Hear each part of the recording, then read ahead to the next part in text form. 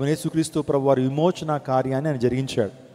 So he made the process mighty work, that is cross. He nailed on the cross. He shed his precious blood for entire humanity, for the remission of people sins. మానవుని యొక్క పాపాల నిమిత్తము రక్షకుడైనటువంటి దేవుడు ఆయన తన అమూల్యమైన రక్తాన్ని కార్చారు. ఆయన సర్వశక్తుడు అని చెప్పడానికి ఒక ప్రత్యేకమైనటువంటి రుజువు ఏంటంటే ఆయనకి విమోచన కార్యము, రెండోది ఆయన పునరుత్థాన శక్తి. ఈ రెండింటి ద్వారా దేవుడు సర్వశక్తిమంతుడు అనేటువంటి విషయాన్ని మనం అర్థం చేసుకోవచ్చు. చూడండి, దేవుడు మనందరి కొరకు తన అమూల్యమైన రక్తాన్ని కార్చారు. సిలువ కార్యాన్ని ప్రభు జరిగించారు. అంత మాత్రమే కాకుండా ఆయన సిలువ కార్యాన్ని జరిగించడం మాత్రమే కాకుండా ఆయన పరిశుద్ధాత్మను మనకు అనుగ్రహించారు. So we have been blessed by the holy spirit. మనం పరిశుద్ధాత్మ ద్వారా ఆశీర్వదించబడ్డాం. So the spirit has given to all of us. That is powerful spirit, that is holy spirit. అది పరిశుద్ధాత్మ కార్యాలు మన జీవితంలో జరుగుతున్నాయి. ఆ తర్వాత సిలువ కార్యం జరిగిన తర్వాత రక్షణ కార్యం జరిగింది. ఆ తర్వాత పరిశుద్ధాత్మ కార్యం జరిగింది. ఆ తర్వాత బాప్తిజంలో మనం సాక్ష్యం ఇస్తున్నాం. ఉదయకాల్సిన నా ప్రియదవచనాగమ ప్రభురాత్రి సంస్కారం గురించిన విషయాలు మనం తెలుసుకుంటా ఉన్నాం. సో 4 శ్రేష్టమైన విషయాలు క్రైస్తవ్యంలో మనం చూస్తుంటాం. ఒకటి, క్రైస్తవ విశ్వాసులందరూ కూడా మారు మనసు అనుభవంలోకి రావాలి. అపోస్తుల కార్యగ్రంథం 2:38 చదవండి. అపోస్తుల కార్యగ్రంథము the Acts of Apostles 2nd chapter verse 38. అపోస్తుల కార్యగ్రంథం 2:38 చదువుకుందాం. పేతురు చెప్తున్నాడు, పేతురు మీరు మారు మనసు పొంది పాపక్షమాపణ నిమిత్తం ప్రతివాడు యేసుక్రీస్తు ప్రభు నామమున బాప్తిజం పొందుడి, అప్పుడు మీరు పరిశుద్ధాత్మను వరాన్ని పొందుతారు. పేతురు చెప్తున్నారు, మీరు మారు మనసు పొంది పాపక్షమాపణ నిమిత్తం ప్రతివాడు యేసుక్రీస్తు ప్రభు నామమున బాప్తిజం పొందుడి. Be baptised in the name of the Lord, repent for your sins and be baptised in the name of the Lord, then you will get that is holy spirit. పరిశుద్ధాత్మను వరాన్ని మీరు పొందుకుంటారు. నా ప్రియ దైవజనాంగమా, ఒకటి మారు మనసు, రెండోదిగా బాప్తిజం. మారు మనసు పొందిన ప్రతి ఒక్కళ్ళు కూడా బాప్తిజంలో సాక్ష్యం ఇవ్వాలి. మూడోదిగా చెప్పాలంటే ప్రత్యేకించబడాలి. ఏమవ్వాలి? సంఘంలో జరుగుతున్నవి ఇవే. ఒకటి, మారు మనసు పొందుతున్నారు. మీరు మారు మనసు పొందిన తర్వాత బాప్తిజం అనుభవంలోకి వస్తున్నారు. బాప్తిజంలోకి అనుభవంలోకి వచ్చిన తర్వాత గుర్తుపెట్టుకోవాలి, మీరు అందరితో కలిసిపోయేటువంటి వారు కాదు, మీరు ప్రత్యేకంగా జీవించాలి. You should be separated from this world. మీరు ప్రత్యేకించబడినటువంటి వారు. We really thank God for God has separated us from this world. ఈ లోకం నుంచి దేవుడు మనల్ని ఏం చేశాడు? ప్రత్యేకపరిచాడు. ఒక బ్రతికిన చేప ప్రవాహానికి ఎదురుతూ ఉంటుంది, చచ్చిపోయిన చేప ప్రవాహానికి కొట్టుకెళ్ళిపోద్ది. నువ్వు బ్రతికిన క్రైస్తవుడు అయితే సమాజంతో కొంత పోరాటం ఉంటుంది, బంధువులతో పోరాటం ఉంటుంది, నీ కొలీగ్స్తో పోరాటం ఉంటుంది. అదే ప్రత్యేకించుకోవడం అంటే. అదే కాంప్రమైజ్ అయిపోయామనుకోండి, అందరూ ఇటు వెళ్ళిపోతే అలా వెళ్ళిపోతూ ఉంటాం. మనం అందరూ ఎలా మాట్లాడుతుంటారు, వాళ్ళతో కూడా మాట వేసేస్తుంటాం. అందరూ కూడా అపవిత్రమైన జీవితాన్ని జీవిస్తున్నప్పుడు వారితో పాటు అపవిత్రమైన జీవితాన్ని జీవించడానికి ఏ విధం చేతను కూడా ఆలోచన చేయం. చచ్చిపోయిన చేపలా కొట్టుకెళ్ళిపోతూ ఉంటాం. కానీ దేవుడు అలా కోరట్లేదు, మనల్ని ప్రత్యేకించుకోవాలి. నాలుగోదిగా సంఘములో చేర్చబడుట.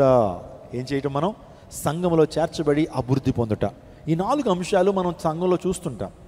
ఇంకొక మాట, ప్రతి సంఘానికి మూల కంబాలేంటి, అసలు సంఘంలో ఏం ఉండాలి, ఎటువంటి సంఘాన్ని మనం ఎంపిక చేసుకోవాలి, ఈ సంఘంలో ఏ ఉండాలి అనేటువంటి విషయాన్ని మనం ఆలోచన చేస్తున్నప్పుడు అపోస్తుల కార్యగ్రంథంలో 4 పనులు ఉంటాయి. సంఘంలో 4 పనులు ఉంటాయి. ఒకటి, అపోస్తుల బోధ, అపోస్టలిక్ ప్రీచింగ్. మన అపోస్తుల బోధ ద్వారా మాత్రమే మనం బలపరచబడగలుగుతాం. అపోస్తుల బోధ ద్వారా మాత్రమే మనం సరిచేయబడగలుగుతాం. అపోస్తుల బోధ ద్వారా మాత్రమే మనం పురుకొల్పబడగలుగుతాం. సో అపోస్తుల బోధ అంటే అపోజిల్స్ ఏదైతే ప్రీచ్ చేశారో, అపోజిల్స్ ఏదైతే బోధించారో సంఘానికి, ఆ బోధ నేడు సంఘాల్లో ఉండాలి ఖచ్చితంగా. అపోస్తుల బోధ మన సంఘంలో చూస్తుంటాం. రెండోదిగా సహవాసం. ఏంటది? సహవాసం. దైవ సేవకుడితో నీకు సహవాసం ఉండాలి, సంఘంతో నీకు సహవాసం ఉండాలి. సో సహవాస కూడికల్లో నువ్వు పాల్గొంటూ ఒక మంచి సహవాసం, దీన్ని అన్యోన్య సహవాసం. చాలామంది మందిరానికి వచ్చి వెళ్ళిపోతుంటారు. లేదు, you need to be connected with the church. So you need to have a connection with the pastor. So నీ సమస్యలు చెప్పాలి, పాస్టర్ గారు మా సమస్యలు ఇవ్వండి, మా కుటుంబం ఇదండి అని దైవ సేవకులతో సహవాసం కలిగి ఉండాలి. అపోస్తుల బోధ యందును సహవాసమందును రొట్టె విరుచుట యందును. ఏంటి? రొట్టె విరుచుట, బ్రెడ్ బ్రేకింగ్. సో ఆదివారం నువ్వు ప్రభు సన్నిధిలో సహవాసంగా కూడుకున్నప్పుడు అందరూ ఒకే పానీయాన్ని మనం ఏం చేయాలి? పానం చేయాలి. అందరూ ఒకే టేబుల్ దగ్గరికి వస్తున్నాం కదండి, అందరూ ఒకే టేబుల్ దగ్గరికి వస్తున్నాం, ఒకే రొట్టె తింటున్నాం, ఒకే పానీయం తాగుతున్నాం. అంటే దాని అర్థం ఏంటంటే we are all equal, we are all equal in the sight of God, we are all equal in the church of God. ఒకళ్ళు ఎక్కువ కాదు, ఒకళ్ళు తక్కువ కాదు. ఇక్కడ కుల భేదాలు లేవు, ప్రాంతీయ భేదాలు లేవు, వర్గ భేదాలు లేవు, ఏమంటే ధనిక పేద అనే భేదాలు లేవు. అందరూ ఒకే టేబుల్ దగ్గరికి వస్తున్నాం. వాస్తవానికి మనకి ఎక్కువ జనం వల్ల మీకు ఆ కమ్యూనిటీ ఇస్తున్నాం, కానీ వాస్తవానికి ఒకే గ్లాస్లో తాగాలి, ఒకే ప్లేట్లో అందరూ కూడా. వాస్తవానికి అది కూడా ఎలాగో తెలుసండి, ఎత్తిపట్టి పట్టుకోవడం కాదు, ఖర్చు పెట్టే తాగుతాం. ఎందుకు తెలుసా? అందరూ ఒకటే అని. చూడండి, చర్చిలో చాలామంది ధనికులు ఉంటారు, చాలామంది పేదవారు ఉంటారు, గవర్నమెంట్ ఉద్యోగులు ఉంటారు, మామూలు సాధారణ ఉద్యోగులు ఉంటారు. ఇంకా చెప్పాలంటే ధనిక పేద అందరూ ఉంటారు. కానీ ప్రభు సంధికి వచ్చిన ప్రభు బలను మనం సమీపిస్తున్నప్పుడు, so we need to have an ordinance, we need to have a reverence that are all equal in the sight of God, in the church of God. దేవుని సన్నిధిలో అందరం ఒక్కళ్ళమే. పాస్టర్ గారు విశ్వాసులు అందరం కూడా దేవుడు మనందరినీ ఐక్యపరిచాడు, మనందరిలో కూడా సిలువ రక్త సంబంధాన్ని ఉంచాడు. స్తోత్రం చెప్పండి, హల్లెలూయా. ఇంకా భేదాలు సృష్టించకూడదు, భేదాలు సృష్టించబడటం అనేది దేవుని చిత్తం కాదు. నేను చెప్తాను ఆ విషయాలు. సో ఈ భావం ఏంటో, అసలు కమ్యూనియన్ యొక్క భావాలు ఏంటో నేను చెప్తాను. నేను ఒక 6-7 విషయాలు ఈ ఉదయకాల సమయంలో మీతో మాట్లాడతాను. ఇక్కడ చాలా జాగ్రత్తగా వినండి.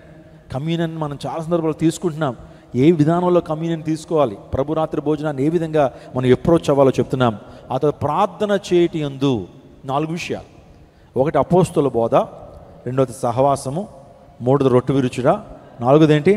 ప్రార్థన యందు వారు ఎడతెక్కున్నారని అపోస్తుల కాలం 2వ అధ్యాయం 42వ వచనంలో చాలా క్లియర్గా మెన్షన్ చేయడం జరిగింది. ప్రియదేవ జనాంగమా, ఇవి సంఘంలో జరిగేటువంటి పనులు. అపోస్తుల బోధ, సహవాసము, రొట్టె విరుచుట, ఆ తర్వాత ఏంటి?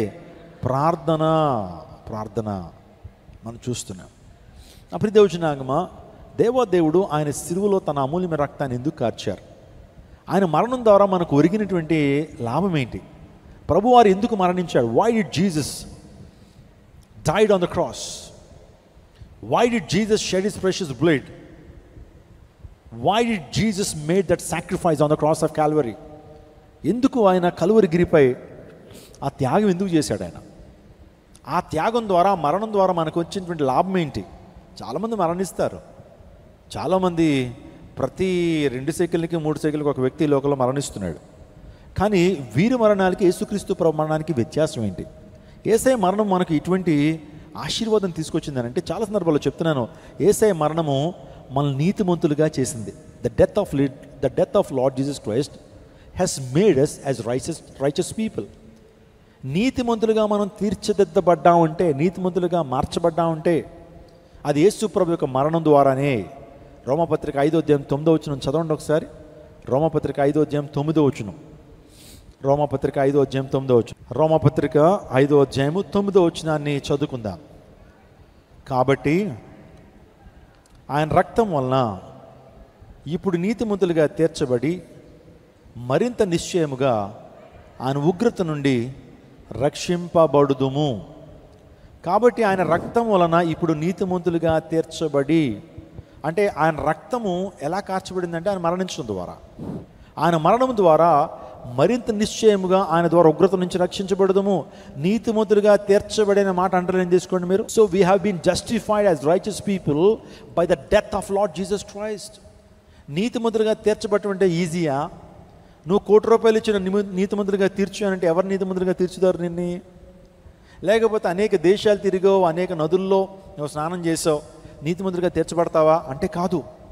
కేవలం పరిశుద్ధమైన రక్తంలోనే నువ్వు ముంచబడినప్పుడు నువ్వు నీతిమంతులుగా తీర్చబడతావు. దేవుడు మాత్రమే చేసే కార్యం అది. నీతిమంతులుగా మనుషులు మనల్ని తీర్చిదిద్దలేరు, నీతిమంతులుగా మనుషులు మనల్ని తీర్చలేరు. కానీ క్రీస్తు రక్తం ద్వారా మనం నీతిమంతులుగా తీర్చబడ్డాం. అంటే మీరు ఆలోచన చేయండి, క్రీస్తు మరణం ద్వారా మనం నీతిమంతులుగా చేయబడ్డాం. అదే లేఖన భాగం చెప్తుంది రోమపత్రికల్లో, నీతిమంతుడు లేడు ఒక్కడును లేడు. నీతిమంతుడు లేడు, ఒక్కడు లేడు. మరి ఒక్కడు కూడా నీతిమంతుడు లేనప్పుడు క్రీస్తు రక్తం ద్వారా మాత్రమే మనము నీతిమంతులుగా మార్చబడుతున్నాం. మీరు ఇంటికి వెళ్ళిన తర్వాత రోమపత్రిక 3:11 చదవండి. నీతిమంతులు లేడు, ఒక్కడును లేడు అంటాడు. కానీ మనం చూస్తున్నప్పుడు రోమ 5:9లో మీరు నీతిమంతులుగా తీర్చబడ్డాడు అంటాడు. ముందేమంటున్నాడు? నీతిమంతులు లేరు అంటున్నాడు. కానీ నీతిమంతులుగా మీరు తీర్చబడ్డారు. You have been justified as righteous people. అది ఎలా అంటే క్రీస్తు మరణం ద్వారా. అనేకులు స్వనీతి కార్యాలు చేస్తారంటారండి, స్వనీతి కార్యాలు. ఆ స్వనీతి కార్యాల ద్వారా నువ్వు దేవుని రాజ్యానికి చేరుకోలేవు. చాలా జ్ఞాపకం పెట్టుకోండి మీరు. స్వనీతి కార్యాలు నిన్ను దేవుని రాజ్యానికి నడిపించలేవు. స్వనీతి కార్యాలు, స్వనీతి కార్యములు చేసి నీతిమంతులు అనుకుంటారు చాలామంది. అవి ఆ స్వనీతి కార్యములు మురికి గుడ్డలు లాంటివని దేవుని లేఖనం సెలవిస్తూ ఉంది. Your righteous deeds are like a filthy rags. Your righteous deeds are filthy rags. అవేంటంటే మురికి గుడ్డలు లాంటివి. దేవుని దృష్టితో మనం చేసే మంచి పనులు, మనం చేసే దాన ధర్మాలు, మనం చేసే నీతి కార్యాలు, మనుషులకి ఏదో సాయం చేసి ఎంతో గొప్పవాళ్ళు అనుకుంటాం మనం. కానీ దేవుని దృష్టితో ఆయన నీటితో పోల్చుకుంటే అవి మురికి గుడ్డలు లాంటివి. ఆ నీతి మనల్ని పరలోక రాజ్యానికి చేర్చదు. కానీ యేసు రక్తం ద్వారా కడగబడినప్పుడు, ఆయన కృప ద్వారా మన నీతిమంతులుగా మార్చబడినప్పుడు మాత్రమే ఆ నీతి ఏదైతే ఉందో మన పరలోక రాజ్యంలో దేవుని ముందు నిలబెడుతుంది. Righteous deeds are filthy rags అని మన యెషయా గ్రంథం 64:6లో మనం చూస్తాం. నా ప్రియ దేవుని, క్రీస్తు మరణం ద్వారా మన నీతిమంతులుగా మార్చబడ్డాం. మన దాన ధర్మాలు, యజ్ఞ యాజాదులు, ఇంకా వ్రతాలు, తపాలు, జపాలు, ఏమండి నదీ స్నానాలు, ఇవన్నీ కూడా స్వనీతి కార్యాలే. ఆచారాలు ఎన్ని స్వనీతి కార్యాలే. కొత్త నిబంధనలో మనకి పరిసేయుడు కనబడతాడు. ఆ పరిసేయుడు ఎలాంటి స్వనీతిపరుడు. వెళ్ళాడా పరలోక రాజ్యానికి? ప్రార్థన దేవుని సన్నిధికి చేరిందా పరిసేయుడు యొక్క ప్రార్థన? కానీ సుంకరి, ట్యాక్స్ కలెక్టర్ వచ్చాడు. సుంకరి ప్రార్థన మాత్రం అతన్ని పరలోక రాజ్యం తీసుకువెళ్ళింది. పాపి నేను నన్ను కరుణించని ప్రభు సన్నిధిలో ప్రార్థన చేస్తే ఆ ప్రార్థన దేవుని సన్నిధికి దూపంగా వెళ్ళింది. ఆ వ్యక్తి పరలోక రాజ్యానికి వెళ్ళినట్లుగా మనం చూస్తూ ఉంటాం. నా ప్రియదేవునాగమ, సుంకరి పశ్చాత్తాపట్టు ద్వారా మాత్రమే మన జీవితంలో మన నీతిమంతులుగా మార్చబడతాం. పాపాన్ని కప్పుకున్నంత కాలం ఏనాడు కూడా నీతిమంతులుగా మార్చబడలేం. కానీ పాపాన్ని ఒప్పుకొని పశ్చాత్తాపంతో ప్రభు సన్నిధికి వచ్చి ఆయన రక్తంలో మన ప్రతి పాపాన్ని కడుక్కొని విశ్వాసంతో మనం ముందుకు కొనసాగినప్పుడు మాత్రమే నీతిమంతులుగా తీర్చబడతాం. విశ్వాస మూలంగా మనం నీతిమంతులుగా తీర్చబడ్డాము. We have been justified as righteous people by faith upon Jesus. యేసుక్రీస్తు ప్రభు మీద మనకున్న విశ్వాసమే మన నీతిమంతులుగా తీరుస్తుంది. రోమా 5:1లో ఆ మాట ఉంది. చెప్పండి, క్రీస్తు యొక్క మరణం మన నీతిమంతులుగా ఏం చేసింది? చేసింది.